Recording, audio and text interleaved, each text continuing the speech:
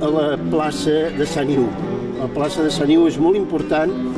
Aquest nom és d'un prelat o d'un personatge jurista que era clergue de Bretanya i era l'advocat i el protector dels procuradors i dels advocats, perquè aquí davant de la porta de Sant Iu doncs hi havia els procuradors i advocats.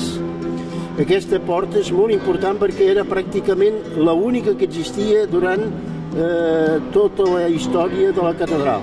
Fins fa cosa d'un segle es va fer l'entrada principal. I aquí és important perquè es veu dues coses. Es veu a la transició del romànic al gòtic. Es veuen uns arcs que són de mig punt, que en diem. I després ja es veu els arcs apuntats, que són els d'ogiva, els arcs d'ogiva.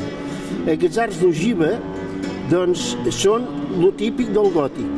I aquí es veu que es va començar exactament a l'any 1289, es va començar aquesta catedral gòtica, però encara amb l'estil romànic. Per això es veuen aquests arcs romànics.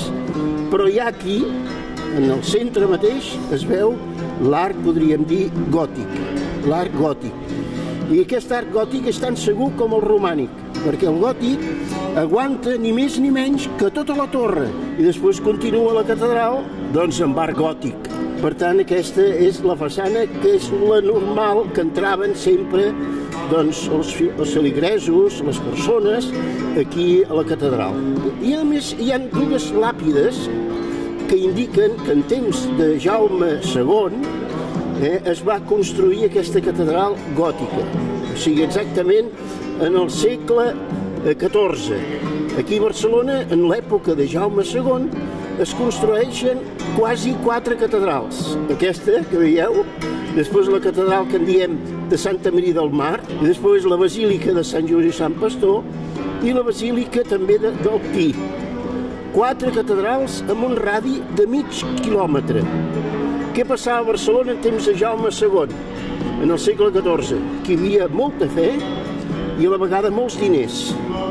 Actualment, doncs, a vegades hi ha poca fe i per suposat hi ha pocs diners. Però tenim l'entusiasme de molta gent, començant pels canonges i tota la gent que ve aquí a la catedral, que tira això endavant, i especialment també tenim els turistes, que també ens ajuden totalment a fer el que fem per la catedral.